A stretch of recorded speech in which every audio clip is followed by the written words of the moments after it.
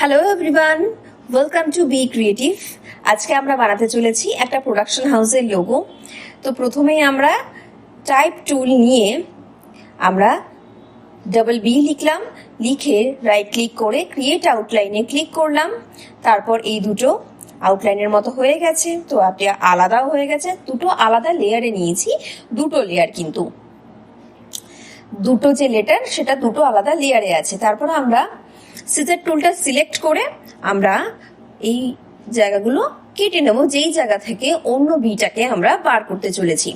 এবং আরেকটি যে বি আছে সেটাকে কিন্তু আমরা অপোসিটিটা কমিয়ে দিয়েছিলাম, তো সেই অপোসিটি আমরা বাড়িয়ে কালারটাকে চেঞ্জ করে ফেললাম। এইবার আমরা আমাদের অপর যে অক্ষরটি আছে সেটা লিখে নিয়ে রাইট ক্লিক করে আমরা ট্রান্সফর্মে গিয়ে রিফ্লেক্টে গিয়ে আমরা রিফ্লেক্ট করলাম, করে তারপরে আমরা সেট করে দিলাম এটা। এইবার বিষয়টা হচ্ছে আমরা সার্কেল করব। সার্কেলটার সাথে তো বি এর কালারটা মিশে যাচ্ছে, তো আমরা বি এর কালারটা চেঞ্জ করে দেব। চেঞ্জ করে এই রকম দেখতে লাগছে।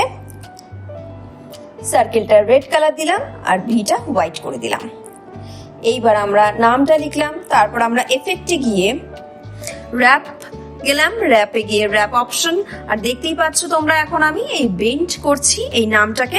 আশা করি তোমাদের ভালো লেগেছে এই লোগো ক্রিয়েশনটা। দেখা হচ্ছে নেক্সট ভিডিওতে। Thank you.